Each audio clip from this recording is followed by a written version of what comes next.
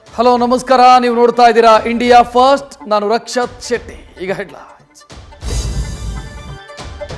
ಇಡೀ ಹತ್ಯಾಕಾಂಡದ ವೃತ್ತಾಂತವೇ ಆ ಅಶ್ಲೀಲ ಮೆಸೇಜ್, ಫೋಟೋ, ವಿಡಿಯೋ. ರೇಣುಕಾನನ್ನ ಚಾಟ್ ಮಾಡಿಯೇ ಪವಿತ್ರ ಗೌಡ ಟ್ರ್ಯಾಪ್ ಮಾಡಿಸಿದ್ರು. ಇನ್ಸ್ಟಾ ಟು ವಾಟ್ಸ್ಆಪ್ಗೆ ಅಪ್ಡೇಟ್ ಆಗಿದ್ದ ರೇಣುಕಾ ದುರ್ಗಾದಲ್ಲಿ ಲಾಕ್ ಆಗಿದ್ದ. ಶೆಡ್ಗೆ ಎಳೆದು ತಂದವನ ಮೇಲೆ ಡೆಡ್ಲಿ ಅಟ್ಯಾಕ್ ಆಗಿತ್ತು.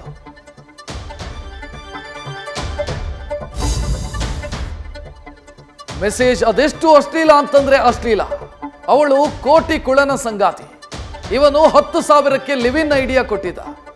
ಶೆಡ್ನಲ್ಲಿ ನನ್ನ ರೇಟ್ ಕೇಳ್ತೀಯಾ ಅಂತ ಪವಿತ್ರ ರಾಕ್ಷಸಿ ರೂಪ ತಾಳಿದ್ಲು. ಬಳಿಕ ದಾಂಡಿಗರ ಏಟಿಗೆ ಅವನು ಪ್ರಾಣ ಬಿಟ್ಟಿದ್ದ. ರಾತ್ರಿ ನಿದ್ದೆ ಇಲ್ಲದೆ ದರ್ಶನ್ ಚಡಪಡಿಸಿದ್ದ.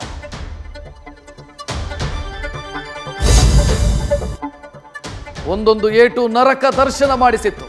ಪರಿಯಾಗಿ ಕಾಡಿ ಬೇಡಿದ್ರು ಎದೆಗೂಡು ಛಿದ್ರ ಆಗಿತ್ತು. ಆದರೆ ಯಾವ ಪೆಟ್ಟಿಗೆ ರೇಣುಕಾ ಪ್ರಾಣ ಬಿಟ್ಟ ಅನ್ನೋದು ಡೌಟು.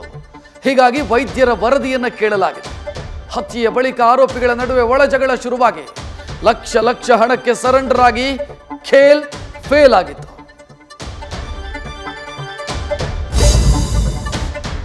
ಇನ್ನು ಚಾರ್ಜ್ ಶೀಟ್ ಸಲ್ಲಿಕೆ ಬೆನ್ನಲ್ಲೇ ದರ್ಶನ್ ಪರ ವಕೀಲರು ಆಕ್ಟಿವ್ ಆಗಿದ್ದಾರೆ. ಬೇಲ್ಗೆ ಅರ್ಜಿ ಸಲ್ಲಿಸೋದಕ್ಕೆ ತಯಾರಿ ನಡೀತಾ ಇದೆ. ನಿನ್ನೆ ಜೈಲಲ್ಲಿ ಪತ್ನಿ ಚರ್ಚೆ ನಡೆಸಿದ್ದು ಸಹಿ ಪಡೆದು ತೆರಳಿದ್ದಾರೆ. ಇತ್ತ ವಕೀಲರನ್ನ ನೇಮಿಸಲಾಗದೆ ನಂದೀಶ್ ಫ್ಯಾಮಿಲಿ ಪರದಾಡ್ತಾ ಇದ್ದು ವಿಜಯಲಕ್ಷ್ಮಿಯ ಅಭಯ ಸಿಕ್ಕಿದೆ.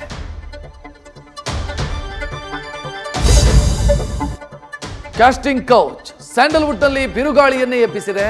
ಆರ್ಥಿಕವಾಗಿ ಹಿಂದುಳಿದ ಯುವ ನಟಿಯರೇ ಈ ಕೀಚಕರ ಟಾರ್ಗೆಟ್ ಅಂತೆ. ನಗ್ನ ಸತ್ಯ ಬಯಲಿಗೆಳೆಯಲು 13ಕ್ಕೆ ಆಯೋಗದ ಸಭೆ ನಡೆಯಲಿದ್ದು ಪರ ವಿರೋಧ ಚರ್ಚೆಗಳು ಶುರುವಾಗಿದೆ.